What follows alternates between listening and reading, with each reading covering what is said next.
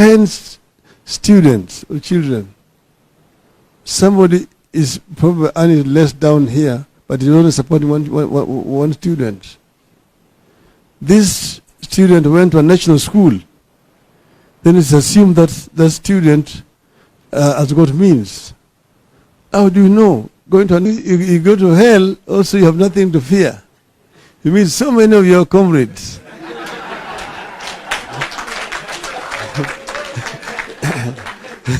You'll spend a lot of time just greeting them, saying, how are you doing?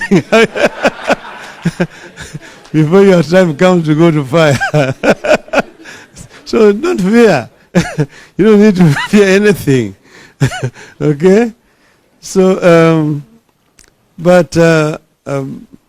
Jim has told you, where we are coming from. I myself was a student leader in Europe. We used to have what was called Federation of Kenyan Students in Europe. And I was the Secretary General who organized all Kenyan students from Ireland all the way to the Urals. That means Soviet Union in those days. And we used to meet and organize ourselves and actually make contributions that assisted the people who are struggling back here at home. We were members of the International Students Union, which James has just referred to, which is based in Prague. At that time, the leader was from Angola, a member of what they call MPLA, which is now the ruling party in Angola at that time. And this students' movement actually assisted the liberation movement back at home. In those days, Zimbabwe was still called Rhodesia, struggling. Mozambique, Angola, Guinea-Bissau, Cape Verde were still under the Portuguese colonialism. South Africa, apartheid was ruling supreme in South Africa. Then the student movement those days actually fought and assisted the freedom fighters. We also organized scholarships for young people who were there in the bush to come to Europe and get education at that time. Now, when we came back here, the university students from Nairobi were very, very fundamental in supporting the movement for change in the country. And they suffered for that. Jim here was the student leader when I was myself member of the academic staff at the University of Nairobi. They used to be arrested. You see the central police station is just next door there. And then there was a Mzungu. What was the name of that Mzungu? Who was the Nairobi area.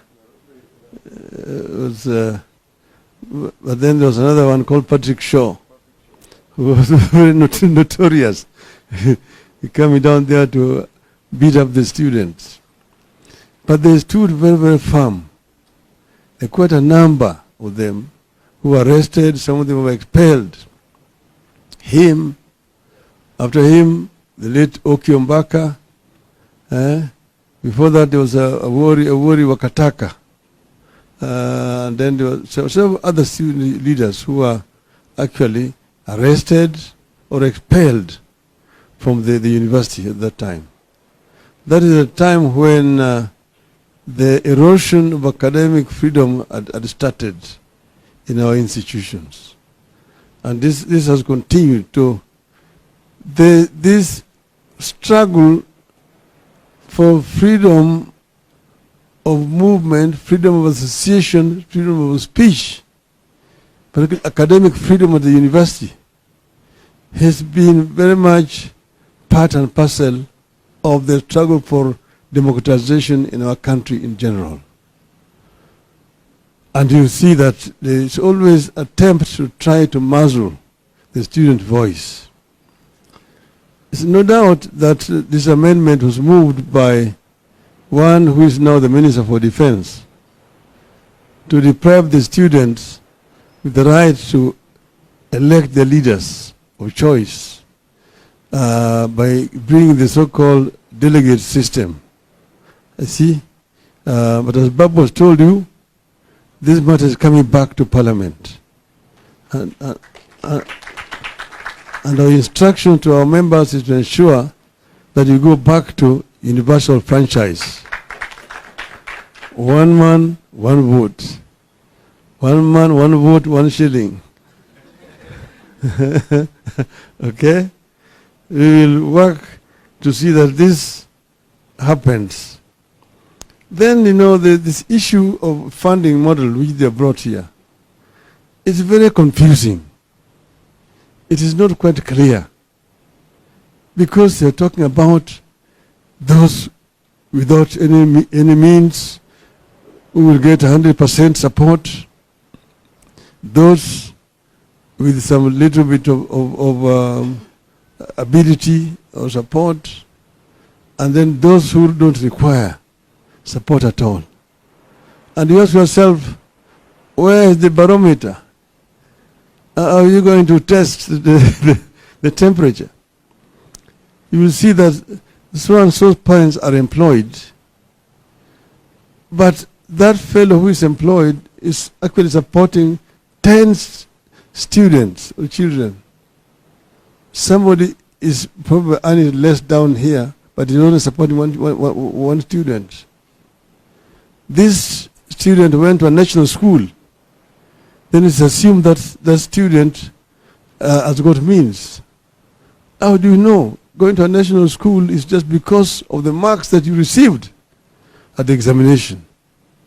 And maybe your uncle can offer to sponsor you. Or just a friend with the family can offer to sponsor you because you've done well. That does not mean that this fellow is going to sponsor you at the university. So all these things they're coming about with are things which have not been tested. They are basically like people who are walking in the dark. Then the issue of using police in the institutions of learning is again something that we have condemned very strongly. That universities should be allowed to do their things, and the police should not be used excessively in the universities. Students should be able to engage and dialogue with the university authorities.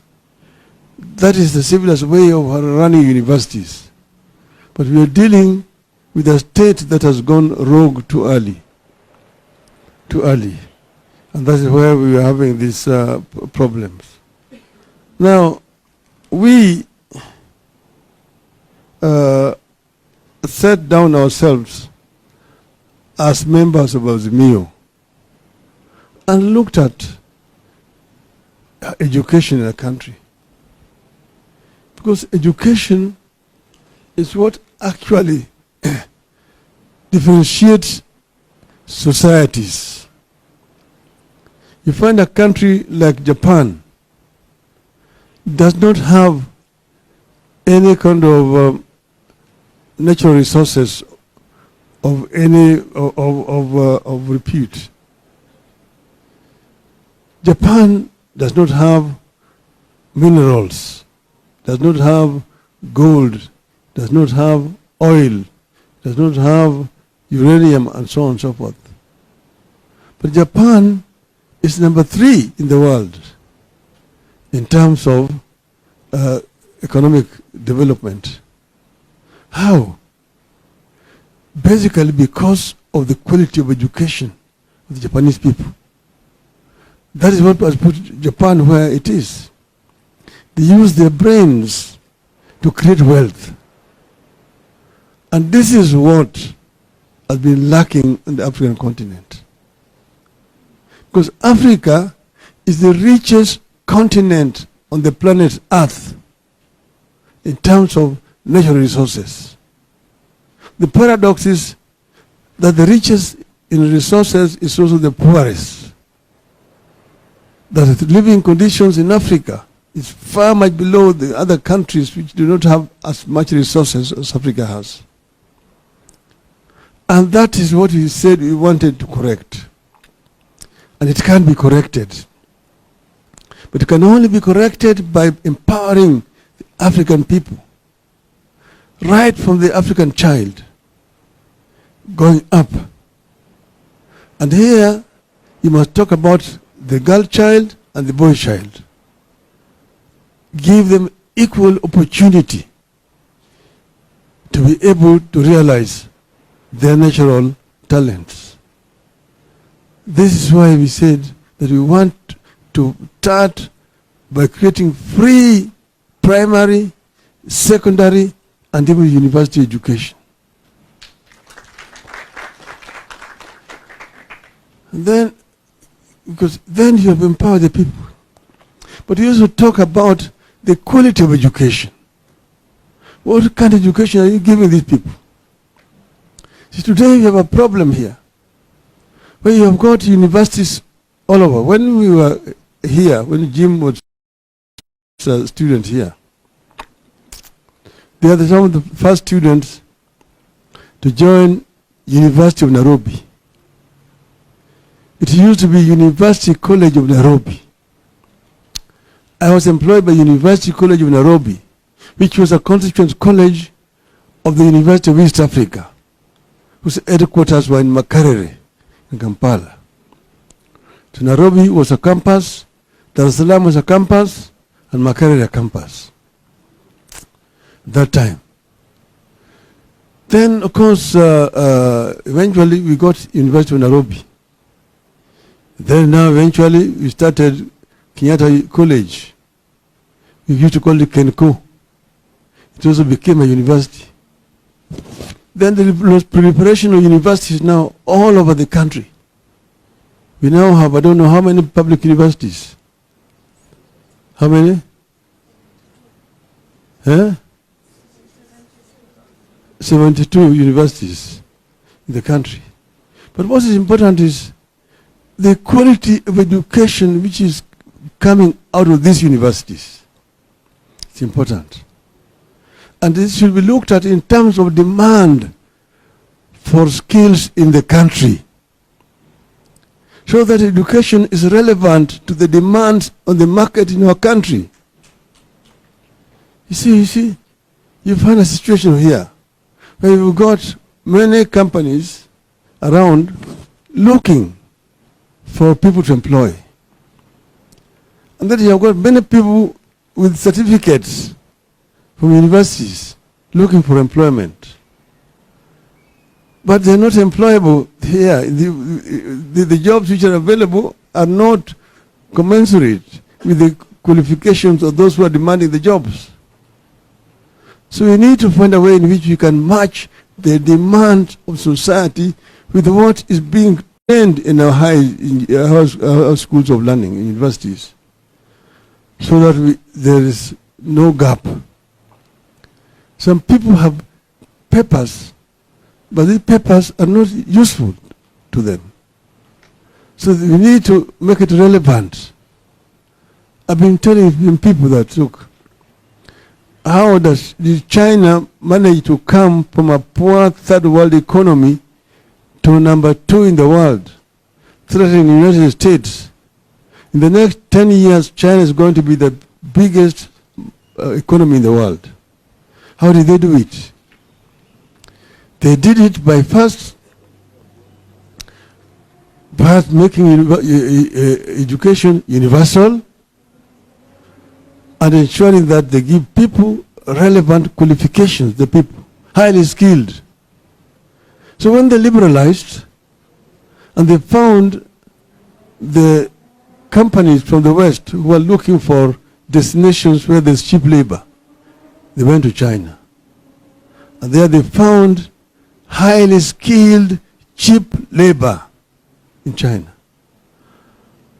And that is why they went and made China. China became the workshop of the world. You go, you'll find Samsung is manufactured in China. Daewoo is manufactured in China. Mercedes, Benz, Volvo, Peugeot, Toyota, Ford, all manufactured in China. But I used to work in the Mercedes company factory in a place called Stuttgart. They told me that it is cheaper to manufacture Mercedes now in China, ship it back to Germany, than the one which is manufactured in Germany. So China became the factory of the world.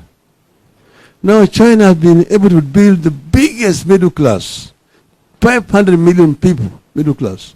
Chinese middle class is bigger than the entire population of the United States. Nearly double. So now China is no longer the cheapest. A vacuum is building down there, which Kenya can actually fill with proper policies. But you cannot do it if you've got mediocrity and the kind of rogues and thieves running our affairs. These thieves will take us nowhere. The cost of living, which Jim is talking about here, will not go down when these thieves are in charge. This cost of living will not go down. You see, today, people are suffering all over. If those who are saying that demonstration by azimio inaharibu biashara yetu,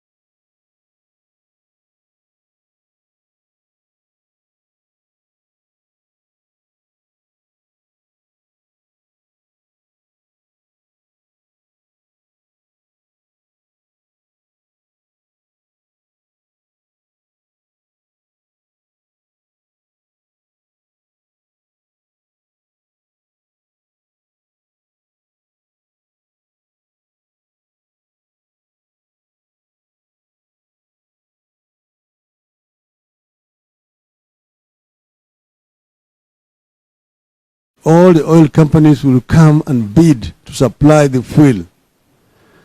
And when the tender has been opened, and goes and brings it, they came up with what they're calling G2G, that themselves are now buying directly from Abu Dhabi and from Saudi Arabia. But they themselves are the ones who are making the commissions. That's why the cost of fuel is going up. That money is actually ending up in the pockets of the same people here. Umbwa inakula watoto yake. Okay? So we are together, comrades. Are we together? Are we together? Comrade power. Comrade power. Comrade power. Asanteni sana. Thank you very much. Power. Comrade power. Wacha baba itwe. Wacha baba itwe. Baba, thank you very much for your wisdom. You are like a granary. You know, when a granary burns, you'll be crying of your maize which is in the granary.